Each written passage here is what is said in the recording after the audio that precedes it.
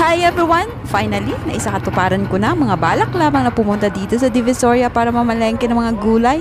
Kaya na mga sinabi ko sa aking previous vlog, nakakaranas ng tumal ang aming barisan. Kaya ito, gumagawa ako ng paraan para mabawasan ang expenses sa pamamagitan ng pagkukost cutting. Divisoria yung takbuhan ng mga wholesaler ng mga gulay. Nakasanayan naming mamili sa mga palengke.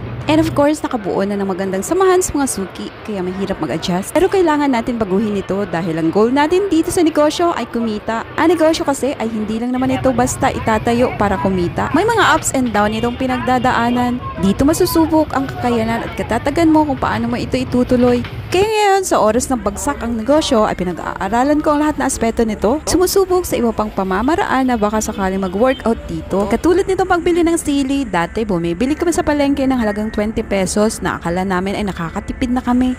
Mura din naman ang halagang 20 pesos, 'di ba? Pero once binili mo ito as wholesale dito sa Divisoria, 500 pesos ang 10 kilo nito. Para sa palengke, 20 pesos ang tumpok nito, wala pang ang 200 grams. Sa larangan ng negosyo, mahalaga ang bawat sintabo. Kaya malaki man or maliit ang makakat natin sa kada expenses natin, ay mahalaga pa rin ito. Dito sa pagbili ko ng maramihang sili, sigurado naman akong nakasave ako ng malaki dito. No worries kung naparami ang bili ko dito, mas gusto ko pa nga ng mas marami para mas makaimbak. Dahil once madry ito, pwede itong gawing chili flakes. Ang chili flakes naging alternatibo kapag mahal ang fresh na sili. Sa tuwing pagsapit ng December ay sobrang mahal na ito, maabot ng 900 per kilo, kaya itong tamang panahon para mag-imbak. Bumili nga din ako ng isang sako or 10 kilo nitong sibuyas. 650 pesos ang halaga ng 10 kilo.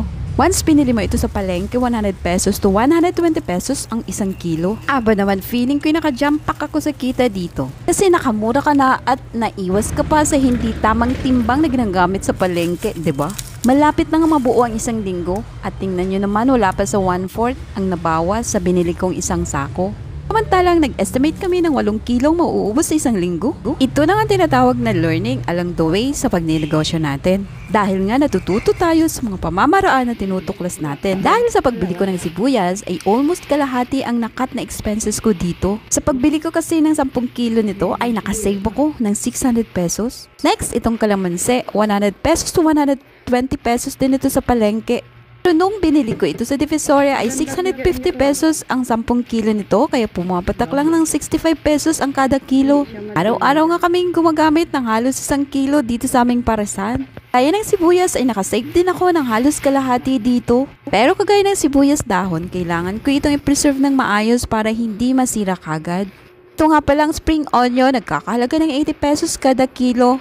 3 kilo nga lang nabili ko dito para sa 3 araw, pero pag binili mo ito sa palengke, nagkakahalaga ito ng 120 pesos. Para mas tumagal ang buhay nito ay pinortion ko nga lang ito ng base sa gamit namin sa isang araw bago binalot dito sa dyaryo. Ganon din itong celery, pinaghati-hati ko nga lang din ito ng naayon sa gamit sa isang araw at binalot dito sa dyaryo bago inalagay sa ref. Para may iwasang mabasa. O, diba ang galing? Parang nagbabalot ka lang ng bulaklak na ireregalo sa girlfriend mo. Huy! So, magitan ng simpleng experiment ay nag-i-enjoy din ako dito.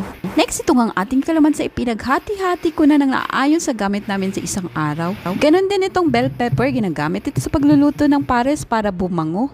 Next pala nating video ay magluluto tayo ng pares dahil may mga nag-request ng recipe nito.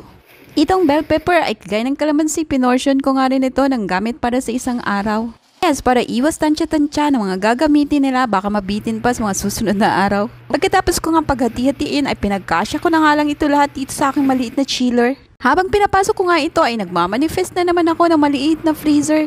Dahil kakailanganin ko na nga rin sa aking mga gawang lumpiang Shanghai. Babalak pati ako na bumili ng mga wholesale na karne na gagamitin namin sa aming parisan. Once magawa ko ito, makikita na naman natin kung anong difference ng presyo sa pagbili sa palengke compare sa wholesaler store. Kaya abangan nyo ang susunod nating target na i-wholesale.